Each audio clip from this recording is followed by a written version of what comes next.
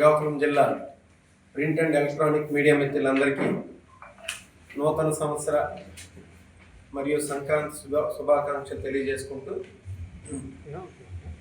ఈరోజు ఈ మీడియా సమావేశం ఏర్పాటు చేయడానికి గల ప్రధానమైనటువంటి కారణం మన రాష్ట్రంలో జరుగుతున్నటువంటి క్రెడిట్ చోరీ లేకపోతే క్రెడిట్ చౌర్యం.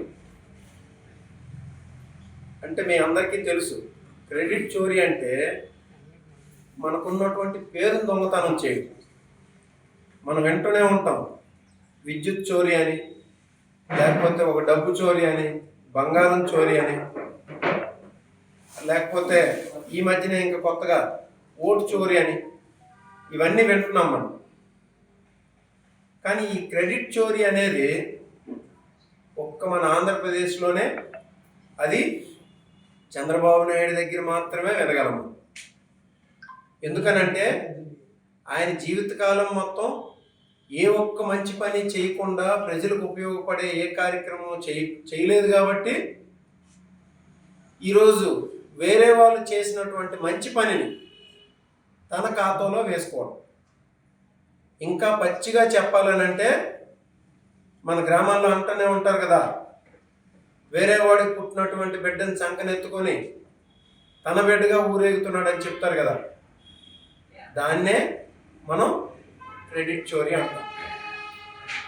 ఇది మనం చూడండి, నిన్న భోగాపురం ఇంటర్నేషనల్ ఎయిర్పోర్ట్ విషయంలో చంద్రబాబు నాయుడు గారు ఈ క్రెడిట్ చోరీ అనేది ఎంత చేశారు అనేది బహిర్గతం అయింది. అసలు 10% కూడా భోగాపురం ఎయిర్పోర్ట్ ఏర్పాటులో పాత్ర లేనటువంటి చంద్రబాబు నాయుడు గారు ఈరోజు ఆ భోగాపురం ఇంటర్నేషనల్ ఎయిర్పోర్ట్ ఏదో తన విజన్ వల్ల ఏర్పడిందని, తనే దీని అంతటికీ కర్త కర్మ క్రియ అని చెప్పేసని మీడియా ముఖంగా తనకున్నటువంటి ఒక 2-3 ఛానళ్ళు, ఒక 2-3 పత్రికల్లో బాకాలు ఊదుకుంటూ ఈ క్రెడిట్ చౌర్యానికి పాల్పడుతున్నారు. మనకి 2014లో ఎప్పుడైతే ఆంధ్రప్రదేశ్ స్టేట్ బైఫ్రికేషన్ అయిందో, బైఫ్రికేషన్లో క్లియర్గా ఆంధ్రప్రదేశ్లో ఇంటర్నేషనల్ ఎయిర్పోర్ట్ లేదు. ఇది ఒక కోస్టల్ ఏరియా ఉన్నటువంటి రాష్ట్రం. ఇండియాకి కొన్ని దేశాల నుండి గేట్వేగా ఉంటుంది. కాబట్టి ఒక ఇంటర్నేషనల్ ఎయిర్పోర్ట్ అనేది ఆంధ్రప్రదేశ్లో ఏర్పాటు చేయాలనే కేంద్ర సంకల్పంతో మన ఆంధ్రప్రదేశ్ రాష్ట్రానికి అవకాశం కల్పించింది. అయితే దీనికోసం ఏంటంటే ఆనాడు సివిల్ ఏవియేషన్ మినిస్టర్గా ఉన్నటువంటి అశోక్ గజపతి రాజు గారి చొరవ వల్ల భోగాపురంలో ఆ ఇంటర్నేషనల్ ఎయిర్పోర్ట్ ఏర్పాటు చేయడం కోసం అని చెప్పేసి రూపకల్పన జరిగింది. ఇప్పుడు ఇది 2015. అయితే 2015-19 అంటే చంద్రబాబు నాయుడు గారు ముఖ్యమంత్రిగా మొదటిసారి ఉన్న టైంలో కనీసం ఆ ఎయిర్పోర్ట్కి సంబంధించినటువంటి 10% పనులు కూడా జరగలేదు. ఎయిర్పోర్ట్ ఏర్పాటు చేయాలనంటే ముందు ల్యాండ్ ఎక్విజిషన్ చేయాలి. ఆ రైతులందరికీ కూడా ఆర్ఆర్ ప్యాకేజ్ కలిపి చేసి ఆర్ఆర్ ప్యాకేజ్ ద్వారా పునరావాసం కల్పించాలి. అలాగే ఎన్నో అనుమతులు ఉన్నాయి, కేంద్ర ప్రభుత్వం నుండి, రాష్ట్ర ప్రభుత్వం నుండి అప్రూవల్స్ తీసుకురావాలి, అది చేయాలి. ఆ తర్వాత దానికి సంబంధించినటువంటి ట్రెంచ్ని ఏర్పాటు చేసి ఒక పీపీపీ మోడ్లో ఏర్పాటు చేస్తే దాన్ని వేరే ఒక ప్రైవేట్ సంస్థ కోసం టెండర్లు పిలవాలి. అది ఏమీ జరగలేదు 2014-19 మధ్యలో, లేకపోతే 2015-19 మధ్యలో ఒక 5% ఈ వర్క్స్ కూడా జరగలేదు. ఈ ప్రాజెక్ట్ కన్స్ట్రక్షన్ కోసం అప్పు చెప్పడం జరిగింది. ఇంకా ఈ 2700 ఎకరాల్లో 2200 ఎకరాల ఎయిర్పోర్ట్ కోసం ఇంకా 500 ఎకరాల గవర్నమెంట్ రేపు ఫర్దర్ ఎక్స్పాన్షన్స్ కోసం 500 ఎకరాల నుంచి ఆ 2203 ఎకరాలకు కూడా ఒక కాంపౌండ్ వాల్ నిర్మించి ఆ తర్వాత జిఎంఆర్ వాళ్ళకి అప్పచెప్పడం జరిగింది. ఈ పీపీపీ మోడ్లో ప్రభుత్వం తాలూకు వాటా 100% కూడా ఆ రోజుతో క్లియర్ అయిపోయింది. ఇంక చేయాల్సింది ఎవరది? జిఎంఆర్ వాళ్ళు. చూడండి, ప్రభుత్వం ఏం చేయాలి? ల్యాండ్ ఎక్విజిషన్ చేయాలి, ఆర్ఆర్ ప్యాకేజెస్ ఇవ్వాలి, అన్ని state government, central government approvals తీసుకోవాలి. అలాగే హైకోర్టు ఏమైనా క్లియరెన్సెస్, హైకోర్టు పెండింగ్ కేసెస్ ఉంటే వాటిని క్లియరెన్స్ చేయాలి. ఇంకొక ప్రైవేట్ సంస్థకి తీసుకువెళ్ళి కన్స్ట్రక్షన్ కోసం అప్పచెప్పాలి. ఇవన్నీ కూడా 2023 మే కల్లా కంప్లీట్ చేసి జగన్మోహన్ రెడ్డి గారు ఈ ప్రాజెక్ట్ ఇనాగ్రేట్ చేశారు. చేసిన రోజే చెప్పారు 36 నెలల్లో 2026 జూన్ కల్లా ఈ రన్వే మీద ఏరోప్లేన్ అనేది కమర్షియల్ ప్లస్ డొమెస్టిక్ ప్లస్ మన సివిల్ ఈ ఏవియేషన్ రంగంలో ఏరోప్లేన్స్ అనేవి దిగుతాయి అని చెప్పేసి ఆ రోజు బల్లగుద్దు మరీ చెప్పి ఇనాగ్రేట్ చేసినటువంటి వ్యక్తి మన జగన్మోహన్ రెడ్డి గారు. ఇది చెప్పండి, ఇది నిజమా కాదా? వన్స్ గవర్నమెంట్ పాత్ర ఆ రోజుకి 2023 మే కల్లా 100% గవర్నమెంట్ పాత్ర ఆ రోజుతో కంప్లీట్ అయిపోయింది. ఇంకెవరి పాత్ర ఉంది అప్పుడు? జిఎంఆర్ వాళ్ళు కన్స్ట్రక్షన్ చేసే పాత్ర ఉంది. ఆ కన్స్ట్రక్షన్ని పూర్తిగా 36 నెలల్లో కంప్లీట్ చేసి నేను నా సొంత గడ్డది నేను కంప్లీట్ చేసి రన్వే మీద 2026 జూన్ కల్లా నేను ఆపరేషన్ స్టార్ట్ చేస్తానని చెప్పేసి ఆ రోజు జిఎంఆర్ గారు జగన్మోహన్ రెడ్డి గారి సమక్షంలోనే హైదరాబాద్ ఎయిర్పోర్ట్ మీ తండ్రి గారు దీనిలో నేను కన్స్ట్రక్ట్ చేశాను హయాంలో. ఈరోజు మీ హయాంలో నేను ఇది కన్స్ట్రక్షన్ చేయడం నాకు చాలా భాగ్యం అని చెప్పేసి ఆ రోజు స్వయంగా జిఎంఆర్ గారే ఆ సభలో మళ్ళీ కోర్టులో కేసు వేసాడు. టీడీపీ వాళ్ళు కేసు వేస్తే ఏమైంది? హైకోర్టు వెంటనే స్టే ఇచ్చేసింది. సో ల్యాండ్ ఎక్విజిషన్ మీద స్టే ఉంది. ల్యాండ్ ఎక్విజిషన్ ఆగిపోయింది. అంటే ఒక 5% భూములు మాత్రం అప్పుడు ఎక్విజిషన్ చేసిన తర్వాత చంద్రబాబు నాయుడు ఏం చేశారు? ఆయన టీడీపీ వాళ్ళతోనే కేసులు వేయించి హైకోర్టులో స్టే ఇప్పించి ఎక్విజిషన్ ప్రాసెస్ మొత్తాన్ని కూడా ఆపేశారు. ఆపేసి ఏం చేశాడు? ఆయనకి ఎప్పుడు విశాఖపట్నం మీద కానీ ఉత్తరాంధ్ర మీద కానీ ఎటువంటి అభిమానం ఉండదు. అందుకేం చేశాడు? 2017లో మరి ఇక్కడ ఇంటర్నేషనల్ ఎయిర్పోర్ట్ అవ్వదు అని చెప్పేసి డైరెక్ట్గా విజయవాడ ఎయిర్పోర్ట్ని, గన్నవరం ఎయిర్పోర్ట్ని ఇంటర్నేషనల్ ఎయిర్పోర్ట్గా 2017లో మార్చేశారు. చూడండి, ఇది చరిత్ర, ఇది నేను చెప్పింది కాదు. 2017లో గన్నవరం ఎయిర్పోర్ట్ని ఇంటర్నేషనల్ ఎయిర్పోర్ట్గా చేంజ్ చేస్తారు. అది సో అక్కడతో ఆగిపోయింది, ఎక్విజిషన్ ఆగిపోయింది.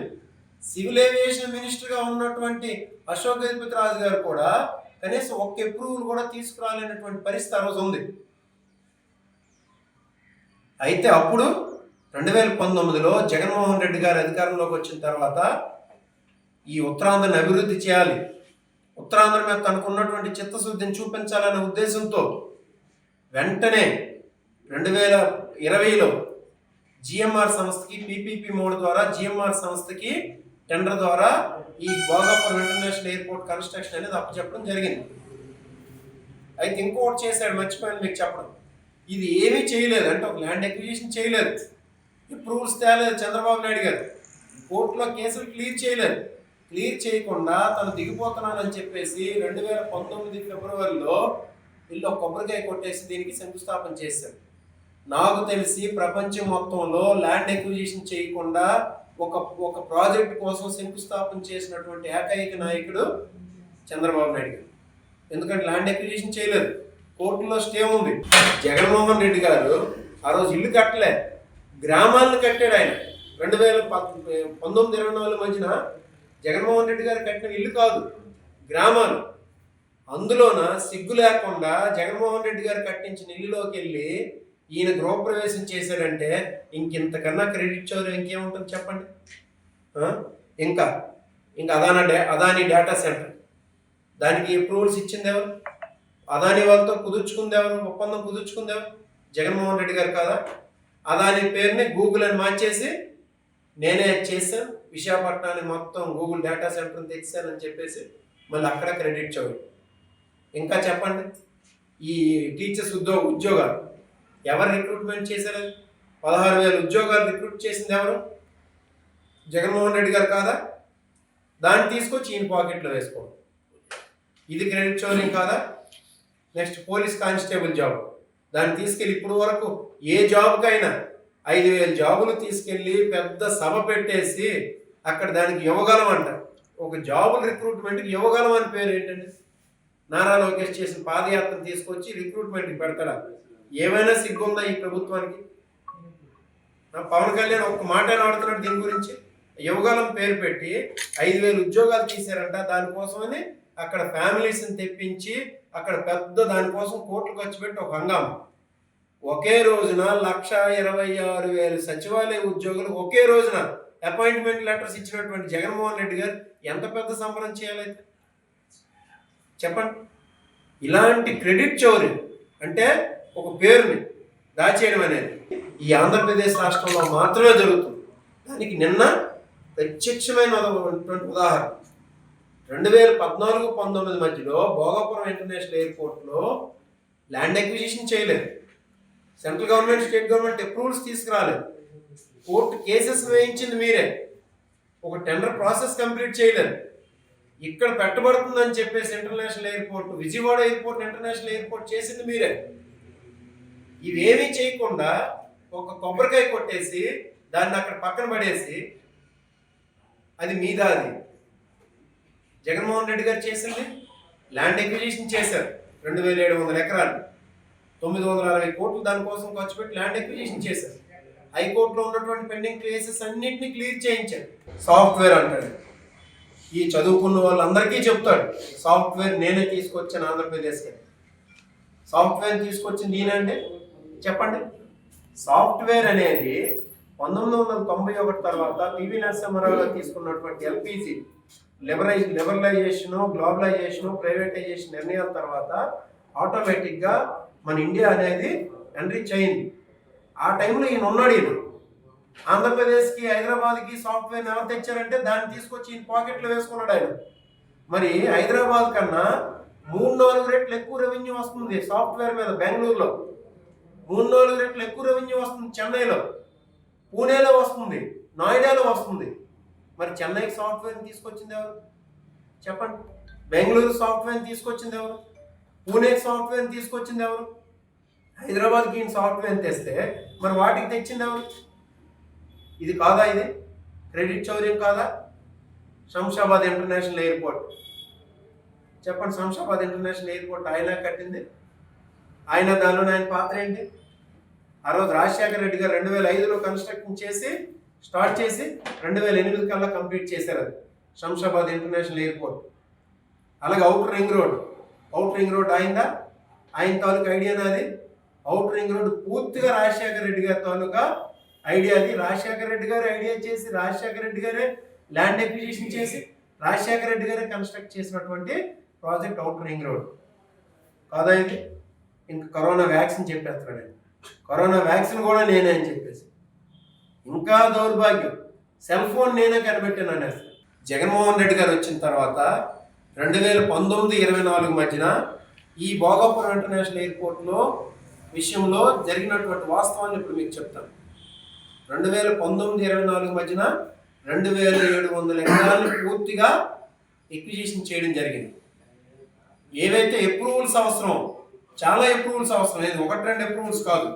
సెంట్రల్ గవర్నమెంట్ నుండి కొన్ని, స్టేట్ గవర్నమెంట్ నుండి కొన్ని, మినిస్ట్రీ ఆఫ్ సివిల్ ఏవియేషన్ నుండి గ్రీన్ఫీల్డ్ ఎయిర్పోర్ట్ 2008 అప్రూవల్ తీసుకోవాలి.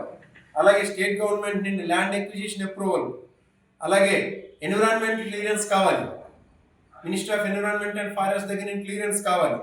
అలాగే కోస్టల్ రెగ్యులేషన్ జోన్ క్లియరెన్స్ తీసుకోవాలి.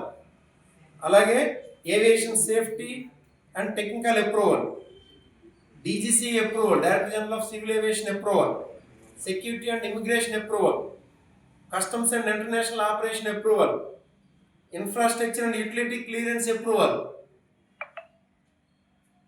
Concession and financial approval, final operational approval. ఇలా చాలా అప్రూవల్స్ తీసుకోవాలి. ఈ అప్రూవల్స్ అన్నీ కూడా 2019-24 మధ్యన జగన్మోహన్ రెడ్డి గారు కేంద్ర ప్రభుత్వం నుండి, రాష్ట్ర ప్రభుత్వం నుండి అప్రూవల్స్ అనేది తీసుకోవడం జరిగింది. అలాగే ఈ 2700 ఎకరాలను కూడా ఎక్విజిషన్ కూడా చేయడం జరిగింది. ఎక్విజిషన్ చేసి ఏదైతే అక్కడ నుంచి డిస్ప్లేస్ చేయాల్సిన ఫ్యామిలీస్ ఉన్నాయో రైతులకి, వాళ్ళందరికి కూడా ఆర్ఆర్ కాలనీస్ కట్టేసి డిస్ప్లేస్ చేసి ఆర్ఆర్ 2013 యాక్ట్ ప్రకారం వాళ్ళందరికి కూడా పరిహారం కూడా చెల్లించడం జరిగింది. 960 కోట్లు చెల్లించారు. ఏవైతే హైకోర్టులో స్టే ఆర్డర్స్ పెండింగ్ ఉన్నాయో రైతుల ద్వారా విత్డ్రా చేయించి హైకోర్టులో ఉన్నటువంటి కేసులన్నింటినీ కూడా క్లియర్ చేయించారు ఆయన. మీరు చెప్పండి, ఈరోజు హైటెక్ సిటీ కట్టింది చంద్రబాబు నాయుడు గారా? వెళ్ళి చూడండి. నేను ఇప్పుడు చదువుకునేటప్పుడు నిజంగా చంద్రబాబు నాయుడు గారు హైటెక్ సిటీ కట్టేశారు అనుకున్నాను నేను. హైటెక్ సిటీ కట్టింది ఆయన కాదు. ఆ రోజు ఇనాగ్రేట్ చేసింది నేదురుమల్లి జనార్దన్ రెడ్డి గారు. ఆయన ఆ రోజు ముఖ్యమంత్రిగా ఉంటుంది. ఈయన దాన్ని నేదురుమల్లి జనార్దన్ రెడ్డి గారి తాలూకు క్రెడిట్ని ఈయన చౌర్యం చేసుకోండి. ఈయన ఇదే కాదు, ఈయన జీవితం మొత్తం క్రెడిట్ చోరీనే. చూడండి, ఆయన పెట్టిన పార్టీ అయిందా, ఈరోజు ఆయన వేసుకున్నటువంటి పసుపు జెండా అయిందా, ఈయన ఈరోజు వాడుతున్నటువంటి సైకిల్ గుర్తు అయిందా, పార్టీ తెలుగుదేశం అని పేరు అయిందా. Local to global news at your finger tips. మీ చేతిలో ఒక ఆయుధం. Download Raw TV app. Media legend Ravi Prakash is back.